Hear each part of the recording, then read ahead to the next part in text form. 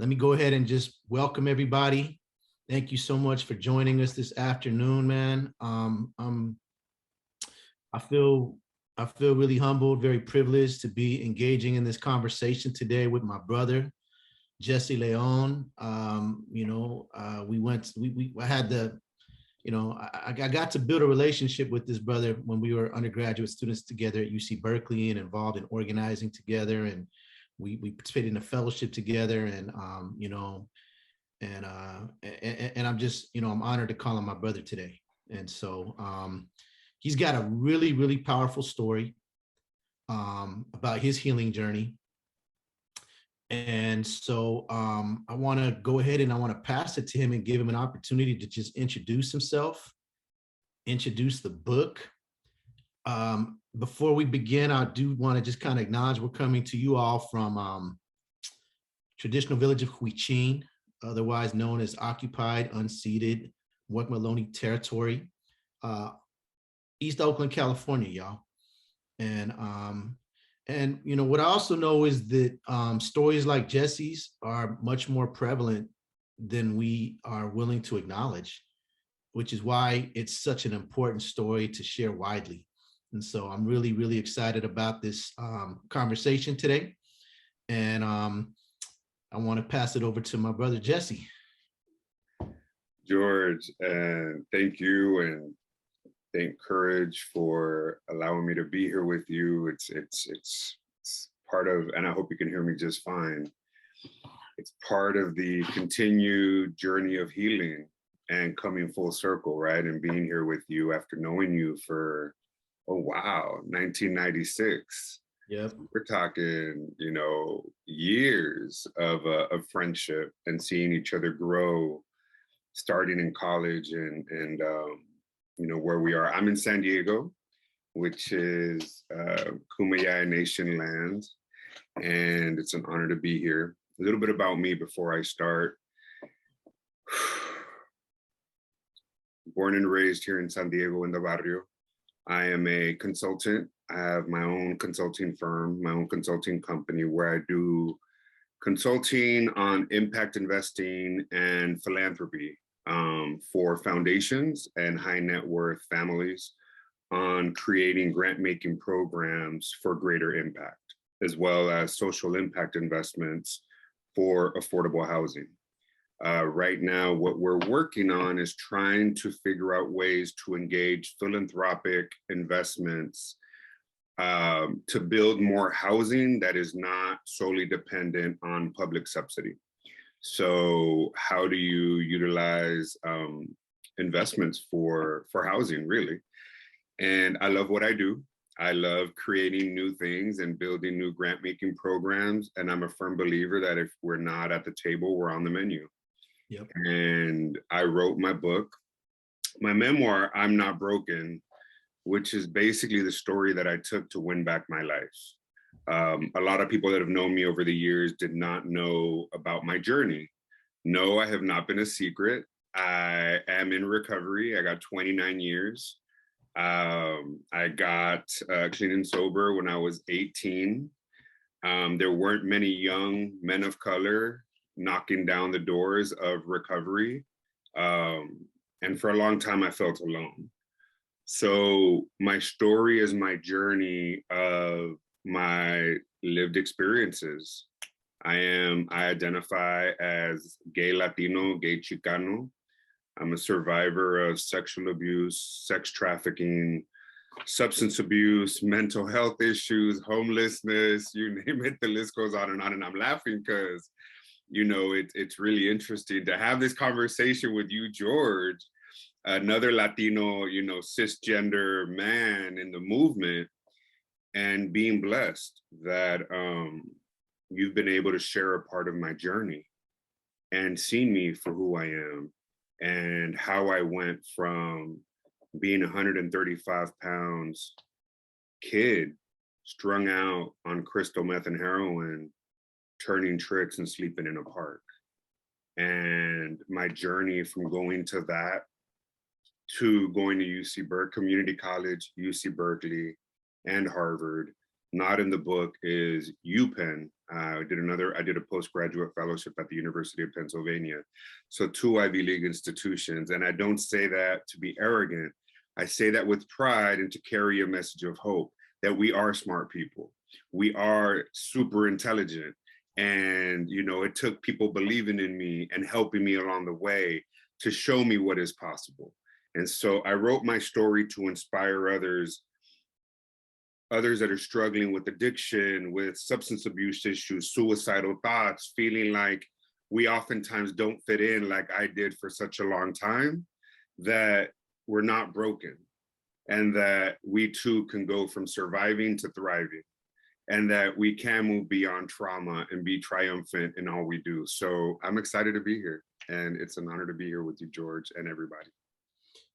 So before we start to dive into it too, I want to also just acknowledge that by telling your story, you're reopening your trauma. You're reopening your wounds. And you're doing it for the sacred purpose of teaching the people, helping our communities, right? And bringing light to these issues that generally operate in the shadows. And so I just want to acknowledge what a beautiful and what a profound gift that is. And in our traditional way, in our indigenous way, you know, like this whole kind of Zoom and virtual kind of world we're operating in, you know, is it's a little absurd. You know what I mean? We do what we got to do, man. But I wish we were in person. If we were in person, brother, I would smudge you down with some sage. I'd offer an honoring song for you. You know what I'm saying? And thank you before we even begin. And I hope we get a chance to kind of hold something again in person to really kind of continue this conversation. Thank you. I hope so too. The Spanish version of my book will be coming out. Production date, I think, was just pushed from November to January, but the Spanish version will be coming out, and would love to do something in person, especially up in the Bay. Come on now. You know what I'm saying? You got Bay family, man. You know, you put in some time over here, bro. So I know you're going to kick us off with the reading of the book. And then I also have some questions that I formulated. I read the book last night, y'all. I picked it up in the afternoon and I couldn't put it down. I finished the book around 1, maybe 1:30 in the morning. It was that good. You know, I didn't want to put it down. It was engaging. I will just say from my own experience, I cried multiple times. I also laughed, you know, and we're going to talk a little bit about that, about kind of that connection between pain and humor. You know what I'm saying? And so, yeah, let's go ahead and kick it off with Brother Jesse offering a reading of his book and his memoir. Awesome. I'm Not Broken.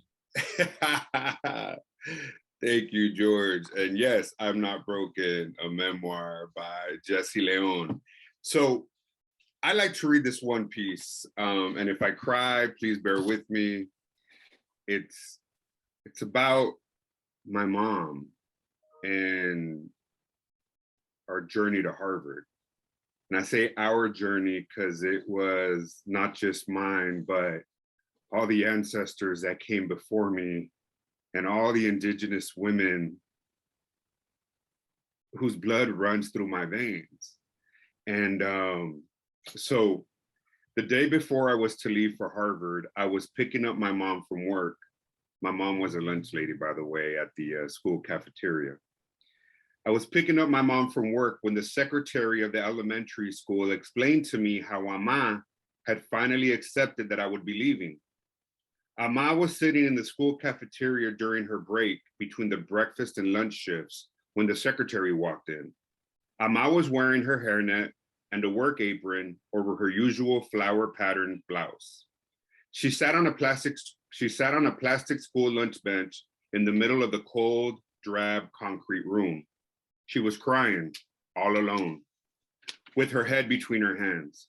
Shocked, the secretary asked my mom, "SB, why are you crying? Are you okay?" "Es que mi hijo, primero lo perdí a las drogas, luego se me fue para Berkeley, y ahora se me va a una escuela en Boston que se llama Harvard. ¿Por qué no se regresa aquí a estudiar para estar cerca de la familia? Aquí está la mejor universidad en San Diego." Ama pleaded in Spanish. "Why didn't I come home?" and go to school close to my family. I mean, the best university was here in San Diego. The secretary hugged Ama while my mom sobbed and asked her, "What school did you say your son is going to?" "Se llama Harvard, en Boston. Solo Dios sabe dónde queda Boston. Me dicen que está muy lejos, allá cerca de Nueva York. ¿Usted se imagina? Nueva York." The secretary held my mom by her shoulders, looked at her tear-covered face and directly into her eyes and said, "Are you kidding? It's Harvard." She then went directly to the teacher's lounge and wrote on the board, "Please congratulate Espy. Her son just got accepted to Harvard." And so everyone did. Teacher after teacher, and even the principal came by to congratulate Ama that day. Her tears of sadness turned into tears of joy. She looked up to these teachers, and she finally began to understand that Harvard was one of the best and most prestigious schools in the world. And her son, who she had sacrificed so much for, was going to be attending Harvard. And so I wanted to read that because it's part of the journey of many immigrant students and many students from low-income families who oftentimes our families don't really understand what college access means and college success, right? And they're part of the journey with us. But at Harvard, I didn't necessarily fit in easily. I didn't look like this when I met George.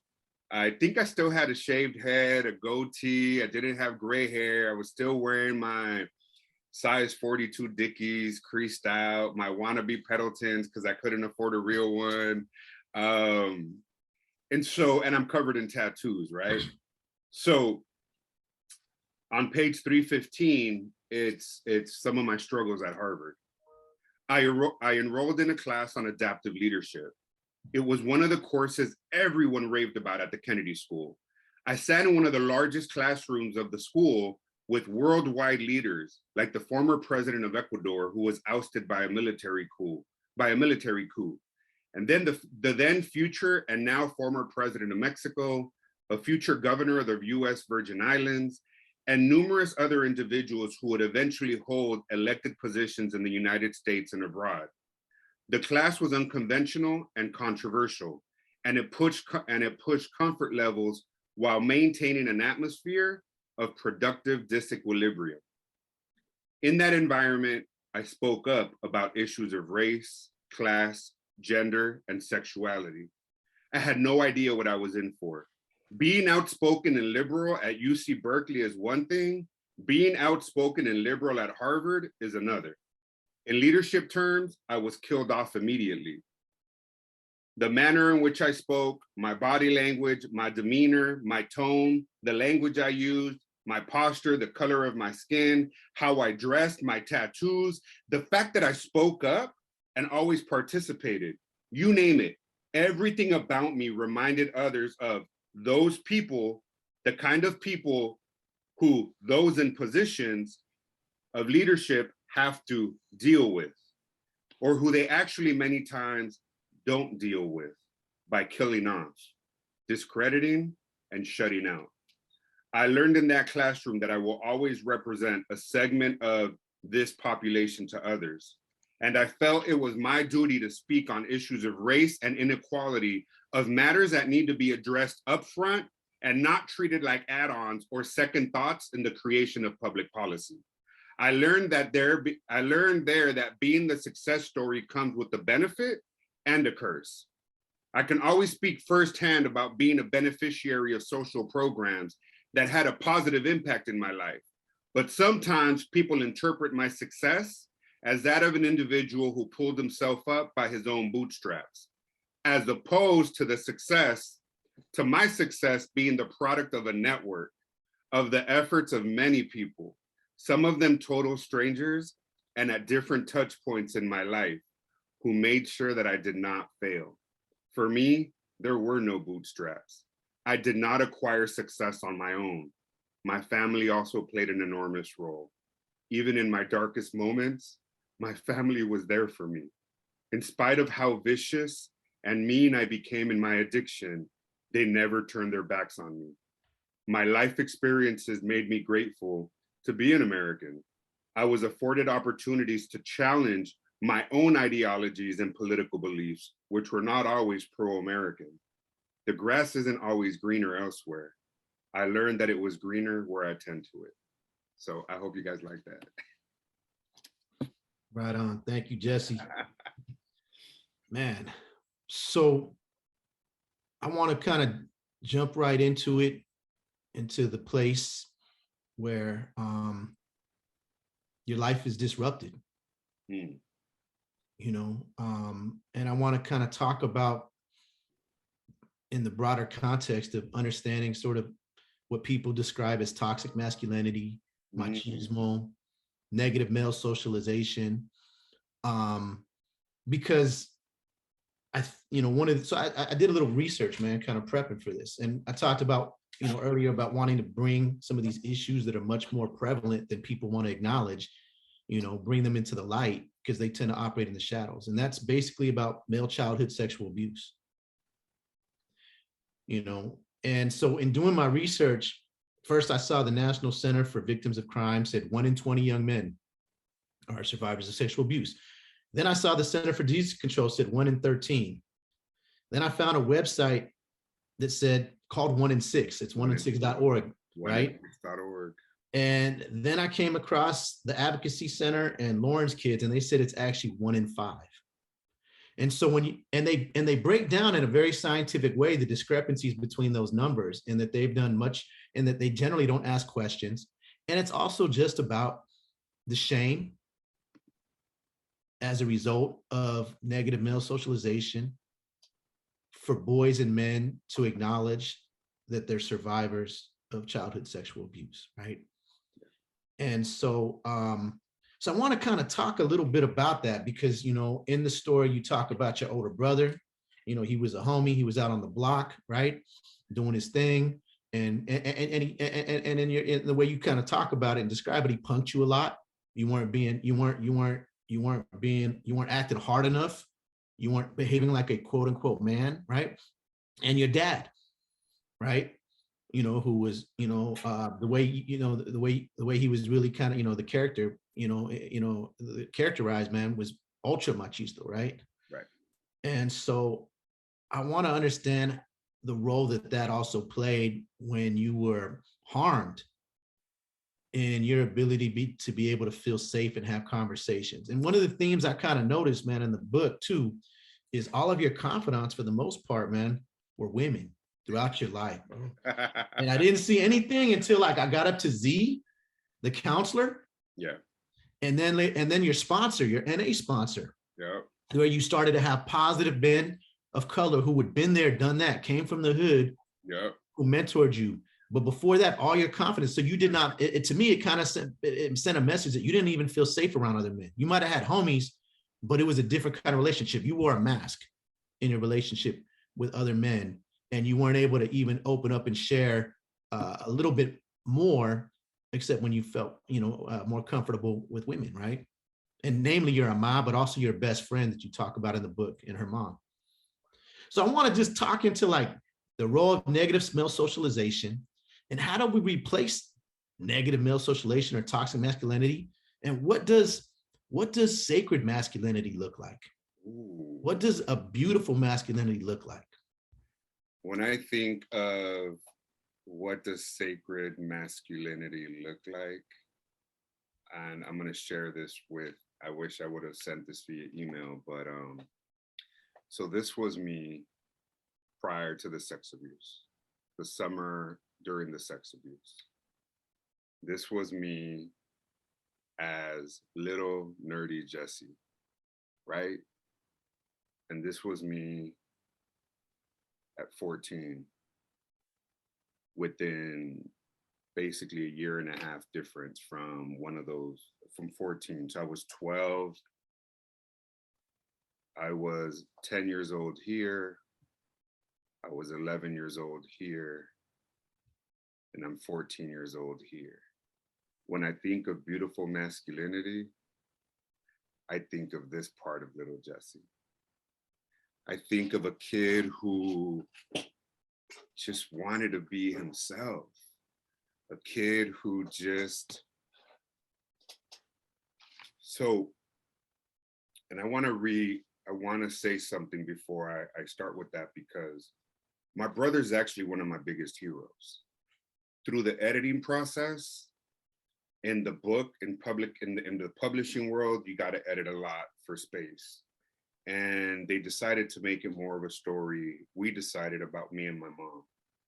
And so, but my brother was a dick. My brother was a jerk. My brother was, you know, he was light skinned, muscular, golden brown kind of hair. All the girls liked him. And I was the nerd that you just saw in that photo. So he's playing football, basketball, soccer. He's riding bikes with the homeboys. Then he starts transitioning to hanging out with the homeboys on the block. And I didn't, right? I'm a little nerdy kid that everyone, I mean, nerd was the name of my book. That was the original title, which I decided to reclaim for an acronym of nerd going down the long way. And it was going to be never ending resilience, determination.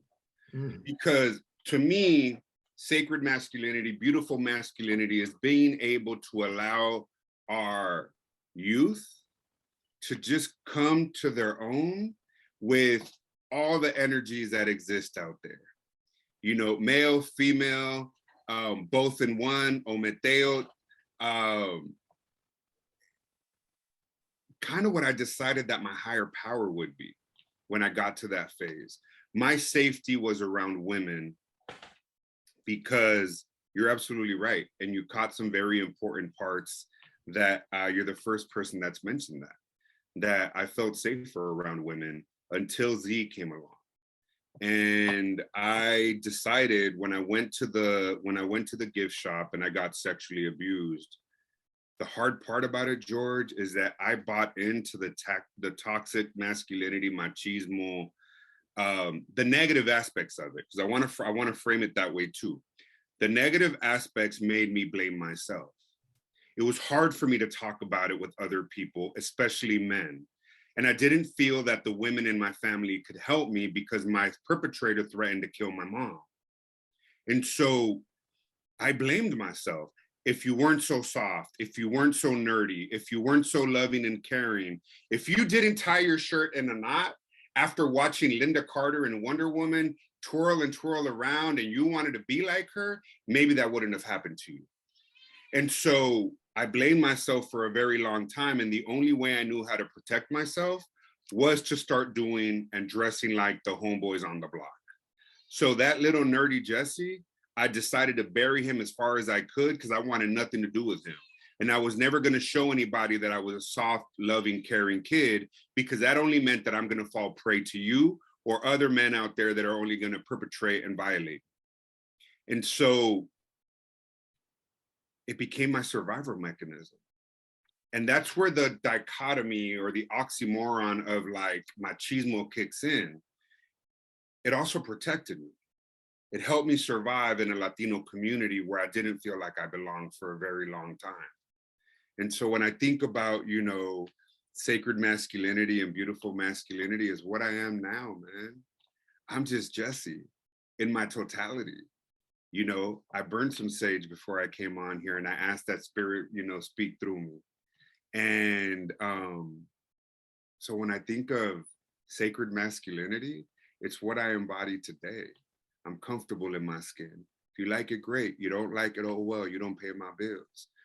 But it wouldn't have been easy for me if it wasn't for men coming into my life, like you, like Cuco Rodriguez on here, David Harris, who was supposed to be here, but you know, he's from the Bay Area. One of my first mentors and my first real job in philanthropy, African-American man, who took me under his wing and taught me how to maneuver the world of philanthropy.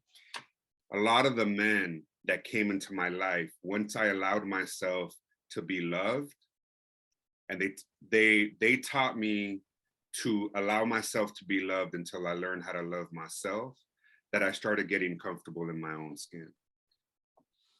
Man, I think that's one of the things that makes the book so relatable too, because everybody, I think, reaches a point in from their childhood and maybe it's around pre-adolescence or adolescence, but at some point in their life where we start wearing masks and where we fear being our authentic selves and being perceived, and because we don't want to be vulnerable, right?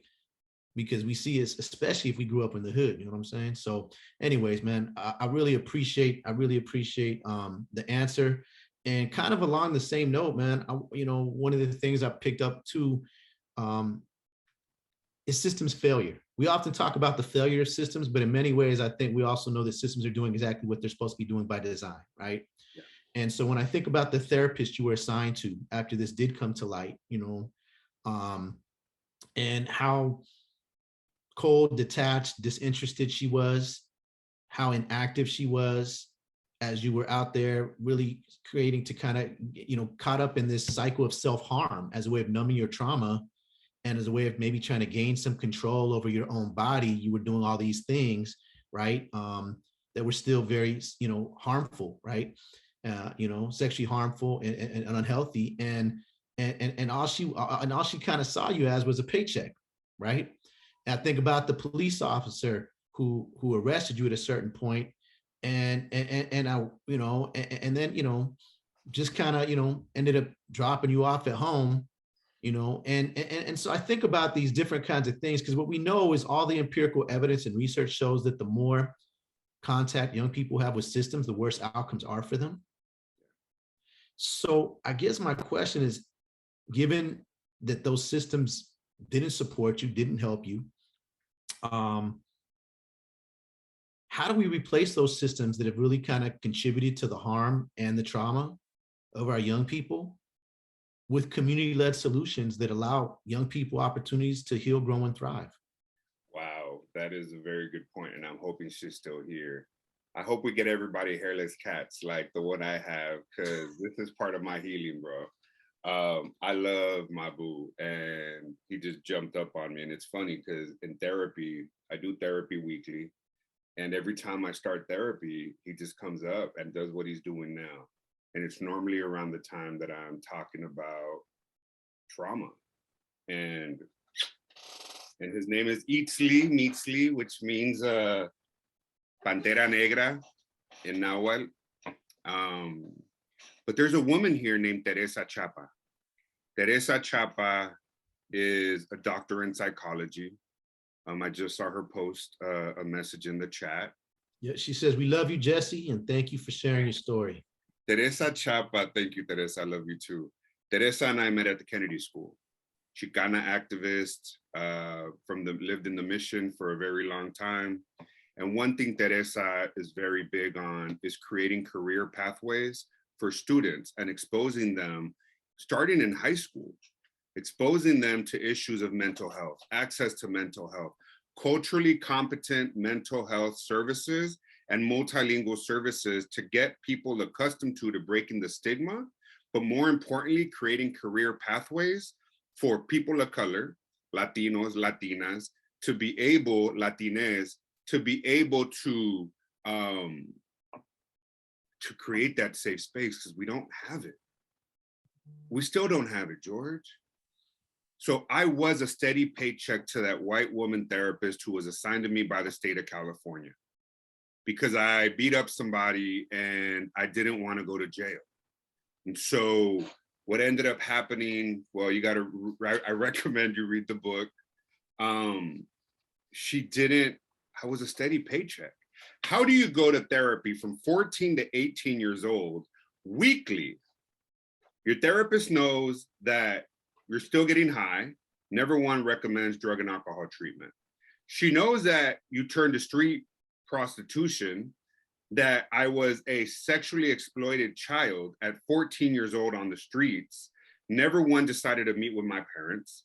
Never one decided to hold a family meeting. Never once engaged any type of authority to help or provide services. From 14 to 18, I spiraled deep down into sex work, prostitution, drug addiction, substance abuse, and ended up weighing 135 pounds when I was 18. That should have never happened. And so one of the things I would like to see more is access to mental health programs, you know, from elementary school all the way up until college for people of color that we don't have, and making it accessible and affordable. Hey, look, if you're a therapist and you can charge $400 an hour, by all means you should. I support you, but I would hope that those therapists that do charge $400 an hour can set aside through their own philanthropic giving percentage of, all right, I can charge 20 of my clients this much, and I'll do a sliding scale for 10 of my clients from $25 an hour, even free, because I pay for EMDR, the eye movement desensitization strategy for trauma. That costs a lot of money. Kaiser, which is who I go to, Kaiser, in order for me to get an appointment with Kaiser for mental health, I gotta wait 3 weeks in between appointments. If I'm trying to get a new appointment and I need a certain modality in therapy or in psychology, like dialectical behavioral therapy, cognitive behavioral therapy, EMDR, parts work, internal family systems, these are all different types of modalities that help people with trauma, right? It's not accessible and it costs a lot of money. And so my goal is that we can go ahead and create programs by partnering with people like Teresa Chapa, foundations, and institutions to make it readily available, to also train each other, George. Because one of the things I wrote about, and I wanted to read this, is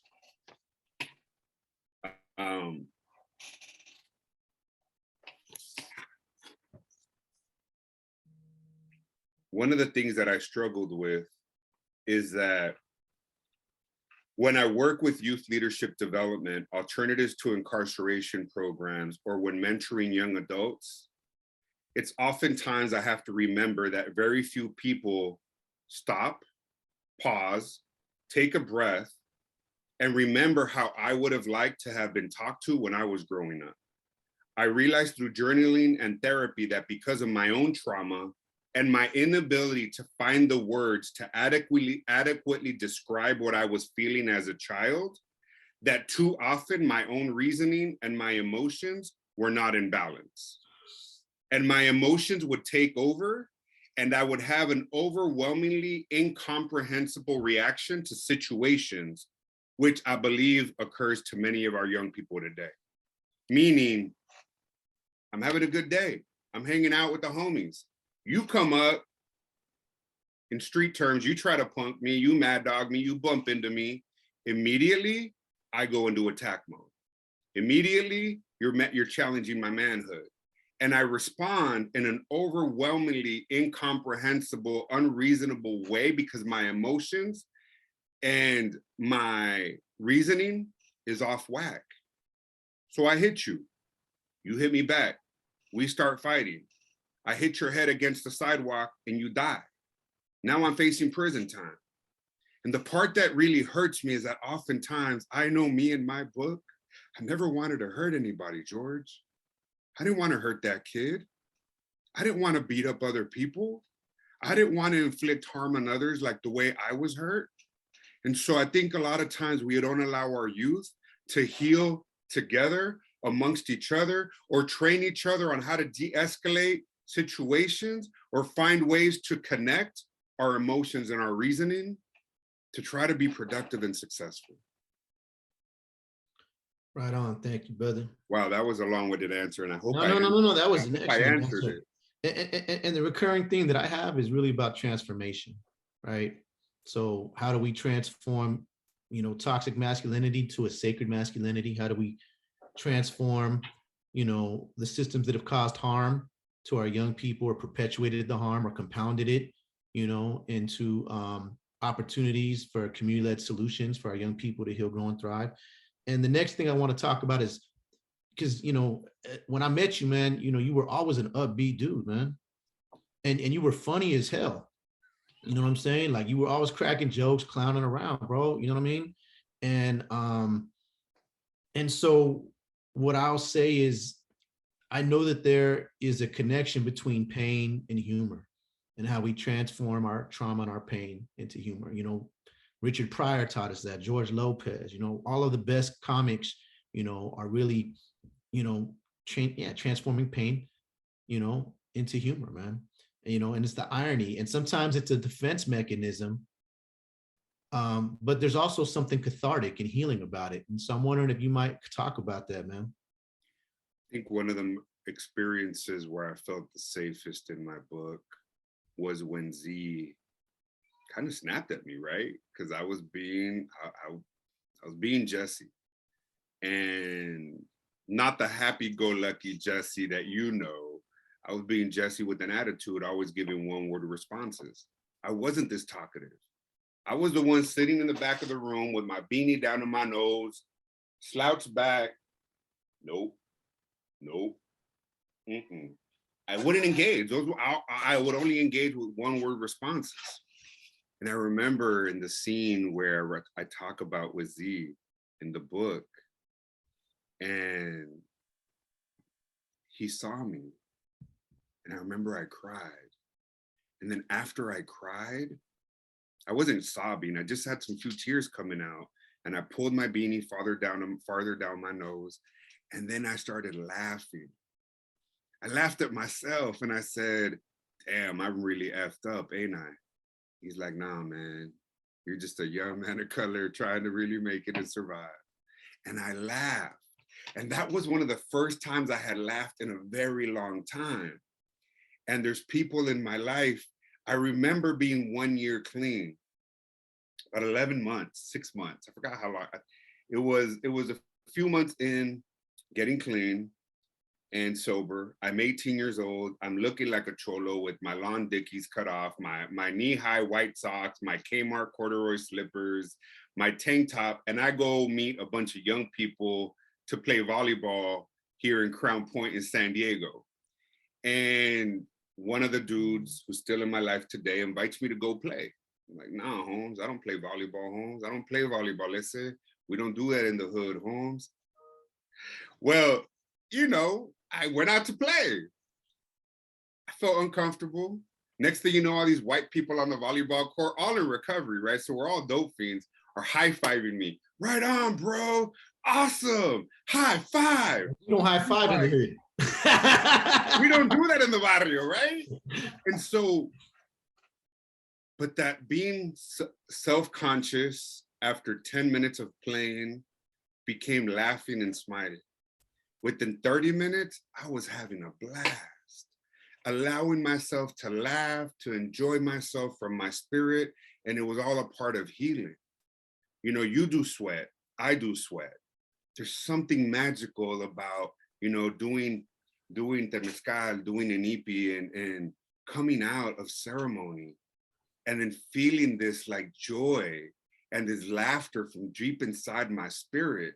That's just this joy that radiates, that to me is so healing, especially when I see it in young people. When you see that little Jesse being a hard ass, being able to laugh and smile and enjoy himself freely without the fear of being judged or being laughed at by others. So I'm being told by my team that they want to be able to open it up for questions from the audience, man. But I'm gonna abuse my facilitator privilege to ask one last question, y'all. Sorry. Because I just feel like one of the things, and this is one of the questions I was really dying to kind of hear your response from, man. One of my favorite parts of the book are the oral histories of your family. And I think about intergenerational trauma, and some of that is reflected in those oral histories, man. But I also think about intergenerational healing and intergenerational culture and intergenerational wisdom. And so, I mean, it's so unique that how far back you're able to get in the level of detail in these families' stories, man, like with Grandma Lola and the whole personal family story of La Llorona, right? Every family's got one, but you know yours to the T, man. And so I'm wondering, just how were you able to capture those stories, man, in such detail? Did you interview your grandma? Did you interview? I mean, I was impressed, man. I feel like that's something I try to encourage everybody to do, is interview your elders, your grandmas, your grandpas, whoever in your family is the eldest that is the keeper of those family stories, because sometimes when they make their journeys, those stories get lost with them. But you captured so many important family stories from a long time ago, man. That I just wanted to know how you did it, brother. I had many more in the original version. The history of, so my mom is half Chinese. Hmm. My and I had this whole section about how my grandpa was born in Mexico from my Chinese great grandparents, from Chinese parents. Because of the Chinese Exclusion Act, they weren't allowed entry into the US. So many Chinese went to different cities across Mexico, Central America, Latin America, and different port cities. And so a lot of it was interviews. When I was that nerdy, loving kid, and that worked to my advantage. When my brother would be out playing, I would be helping my mom, my tias, my grandmas, making tamales. And I would be right there amongst all my tias making tamales and listening to the family stories. Sometimes it would be okay to ask a question, but normally it was like, cállate, no digas nada. You know what I mean? Oye y calla, which is like listen and shut up. But when I, came a little bit older, I would start asking questions about family history. I learned that I thought that my grandma was full-blooded Tarumara, Raramuri, and she wasn't. She's half Tepehuan and half Raramuri. And my other grandma, my mom's, my grandpa's Chinese. My grandma, I thought, was full-blooded Huichol. She's half Huichol, half Cora. And all that came through family interviews. And I was also blessed that my dad, as machista as he was, although he died and I never knew what his favorite color was or what his favorite song was, he would talk about the old stories of Mexico. And he died at 103 years old. And his dad died as a result of a gun wound from the Mexican Revolution that I talk about in my book. I remember. And so the beautiful part for me is that I encourage anyone that's listening, talk to your elders. And if they're not comfortable being recorded, don't do what I did, which I would hide tape recorders and record my dad, because it's totally illegal in California. But I would just try my best as I could to jot down notes after every conversation. The reason it was important for me, George, to mention the family lineage is because I didn't want the generations coming after us to not know where we come from. I've had my nephews and nieces and say, I didn't know grandma was half Chinese. I'm like, yeah. So that was really important for me to capture those stories. And there were a lot more. And luckily I'm able to pass them on to the next generation. Right on. So I'm going to open it up now for questions from the audience, Q&A from the audience. So feel free to put your questions in the chat.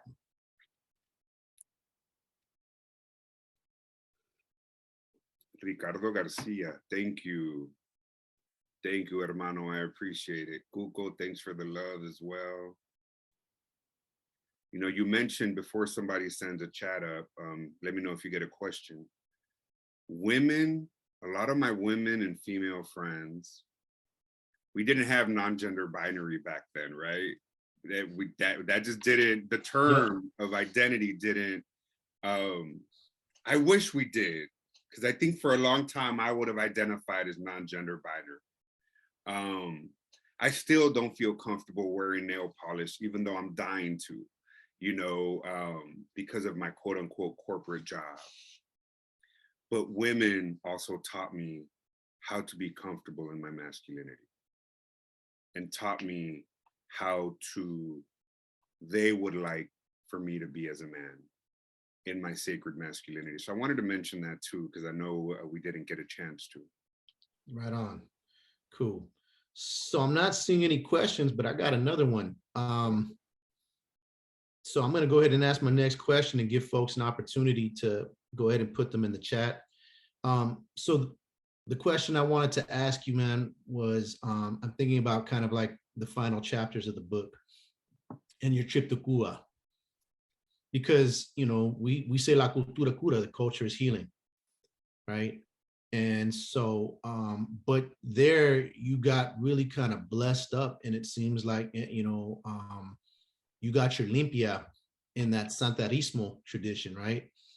The Santeria way, which is very much an African, it's rooted in African tradition from the islands, right? That was brought over from Africa, but that's what it's rooted in. It's a synthesized with some of the Catholicism and whatnot, but it's rooted in African tradition. And you talk about just how they knew things that nobody knew, and you felt just kind of the visceral, the spiritual, the physical sort of effect of that limpia that you got, that you received there, that they were able to kind of see you, you know what I mean? And so, yeah, man, I want you to kind of talk a little bit about that, man, and around just the importance of culturally rooted, healing centered, modalities. So one of the things that I was really blessed in recovery was, and I talked about, and sadly it was cut off because being in a 12-step program, you could only share so much so that you don't violate the traditions of the 12-step fellowship. But I really wanted to make sure that I talked about in my book, my journey of being able to work with the higher power. See, because I blamed God for such a long time. I blamed myself for not being that masculine enough, that I brought the sex abuse on. And it took a lot of work and therapy to work through that. But I also blamed God. I was an altar boy. I went to mass 2 to 3 times on Sunday. I was supposed to be the priest of the family. My grandma would call me her little curita, her little priest. And so when the sex abuse happened, I felt abandoned by God. And so I lived years in rage and anger with trying to shun spirituality as much as possible. And I would go to danza ceremonies and people would take me to sweat lodge and people would try to help, but I couldn't connect. When I got clean, I made a list. I got a piece of paper. I folded it the long way. On one side of the paper, I wrote down the higher power I was raised with. On the other side, I wrote down, if I could create my own higher power, who and what would it be? And so I want my higher power to be a he, to be a she, to be both in one, the dualities, that I could find my higher power in a Jewish synagogue, a Muslim mosque, a Buddhist temple, a Santeria ceremony, a danza ceremony, a sweat lodge. And that's what opened me up to be able to understand the importance of spirituality in my healing and allowing other people who believe in certain spiritual practices to invite me to ceremony. Because if you had your own spiritual practice, George, and you said, Jesse, I'd like to invite you, that I'm at least open enough, that I love you enough, and that I believe that you believe enough, that I'm willing and I trust you, that you're welcoming me into your healing journey as part of my journey and my process. Cuba to me was probably the most healing experience because I didn't expect to go to Cuba for that purpose. Man, we got quite a bit of questions here now, Jesse. So let's jump into them. First question from Alex Doris. While attending Narcotics Anonymous, you mentioned your journey to get a sponsor. You were interested in asking a Latino man to become your sponsor, but were encouraged to ask a Black man since you already knew how to interact with Latinos, quote unquote. Do you think this decision was the right one? Do you encourage others to pick a sponsor from a different background? Somebody just asked me that question in a newspaper article, in a news interview. There's many different opinions about how to select a sponsor in the rooms of recovery. Some people say find somebody that you can identify with. Some people say just find somebody that has a sponsor, who has a sponsor and has worked the 12 steps of that fellowship, of that program, say NA.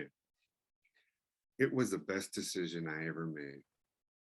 See, because the scene in my book was during the whole meeting, I had rehearsed what I was gonna ask this Chicano guy who had a fedora, he had his guayabera on, to be my sponsor. and I had rehearsed it. I didn't listen to anything in the meeting. So as soon as I went up to him to ask him, all these people cut me off in this giant church hall to congratulate him on his 13 years. Standing next to me is a Black dude. He celebrated 6 years. He turns around and he says, "Yo, what's up, little man?" And I'm like, oh, damn. "Hey, Holmes, my homegirl over there told me to ask you to be my sponsor, eh?" And he laughs. He gives me his beeper number. He gives me his home number, and he says, "Call me every day for 30 days. And that man taught me how to build a foundation made of stone in Narcotics Anonymous and in recovery. And he taught me that it wasn't about age, race, sexual identity, creed, religion, or lack of religion. And I'm glad. It was the best decision for me. I don't gotta like everybody in the rooms of recovery, but I gotta dance with somebody. And so what I recommend to people when picking a sponsor from a different background, I've had Chicano sponsors, I've had Puerto Rican sponsors, I've had white sponsors. I have an African-American sponsor right now, and each one has been special to me in their own way in my journey of healing and recovery. But my very first sponsor was the best decision I could have ever made in my life, because that man taught me how to love myself again. And so my recommendation for anybody that is, in the rooms of recovery and struggling with finding a sponsor is I had to pray for my higher power to put the right person in my life. And he did, without me knowing at that moment in that church. Because if it were left up to me, I would have gone straight to that Chicano dude. But for some reason, the way it worked cosmically is he was right there next to me. So. Right on, man. So we have a question from one of our attendees. What is your advice to parents as we raise boys through middle school age in our community, still hood, still plagued with so many dangers, distractions, pressures to be toxic, and so many predators? I think too often times, this is just me in my opinion, and this is because I used to hate when people would say, "¿Qué te pasa? What's wrong with you?" As opposed to sitting down with me and saying, "What's happening? What's going on?" And actually taking the time to listen. Pausing, listening attentively, pausing again, because oftentimes I would start off with rage. And then what I've been able to do when I'm working with family members or youth is I'm patient enough to allow them to go through the range of emotions to finally be able to peel off the layers of the onion to get to what's really going on. And that takes time, and it takes building trust. For me, even more than trust, it took feeling safe. So I come into a situation full of fear based on my trauma. And I can either forget everything and run, which we talk about in recovery, or I can either face everything and recover, right? But oftentimes I had to learn that what I'm going through right now may not be really real how I'm perceiving it. So my fear is that it's a false event appearing real, and that it's not my trauma reliving. So I still have to have with my sponsor and people in my life to allow me the space to go through my anger and my range of emotions until I can pinpoint what's going on inside. And when I feel safe, I start opening up. Me and my mom, and if you read the book, me and my mom are like this. Yep. Me and my brother are mad tight. My family, we're mad tight. I was that angry youth that was still hood, still plagued by so many dangers and distractions and my pressures to be toxic. And luckily I had people that allowed me to come to my own identity and work through all those issues, and took time to pause. Because if George says something, I'm feeling him out. He paused. I'm like, all right, maybe I can say a little bit more about that. And you know what, George? Blah, blah, blah, blah. So as we talk about that semicolon, sometimes there's something that comes afterwards that we want to say that we don't feel safe enough to be able to say. Right on, man. Well, I want to let you know we have an invitation from Amy Shaney. Folks who don't know, Amy Shaney was our librarian at the Alameda County Juvenile Justice Center. She's been very, very active in, just promoting, you know, just critical literature, you know what I mean, around different intersectional issues that impact particularly our Black, Indigenous, and young people of color in Oakland, and creating access to them to engage with authors of color. And so she's an open invitation from her to go to McClymonds, Life Academy, Fremont, and other high schools in the area. So wanted to let you know about that. And we have a couple more questions, man, but we got to start to wrap it up, brothers. So let me respond to these two real quick, because Rocky Hunt asked a question about when you were triggered to your past trauma, how easy or difficult is it to not put on that mask, your old survival mechanisms that was a response to cope to such emotions that connect you to your past trauma. So here's where therapy, so I'm in recovery, so that's one added benefit for me. Some people call it the red road, some people call it, different things, but I have had the luxury and the privilege to be surrounded by men and women in recovery that allow me time after work or during work or in the day when I need to step away for 5 minutes, make a phone call, go off, be angry, and then be able to pull it together and come back in. When I'm not able to, one thing that I've learned, Rocky, is being able to breathe. Breathing is such a valuable asset and it's free. And so for me, a lot of times when I know that I want to come out from left field and act the way I used to, responding to a situation, I have to play it through in my head and know that it's not going to be beneficial for me. And I don't want to act in that incomprehensibly unreasonable reaction. So I try to breathe and recognize that it's a false event appearing real, and I'm able to walk through it with dignity and grace. And I have other people that have taught me how to suit up and show up differently. And then Rayvon said you were incredibly vulnerable in your memoir and shared multiple impactful stories. What made you decide it was time to share your story, and how did you decide how vulnerable to be? Half truths don't get me anywhere. And part of writing my journey was to allow others to identify with my trauma, because too oftentimes we don't talk about this stuff, Rayvon. For me, I've worked through a lot of my traumas and my issues. I am a public speaker. I speak in front of thousands in convention centers. I'm okay talking about my trauma and getting vulnerable. This is a whole different platform. It's public. It's very different than, speaking at a convention in recovery.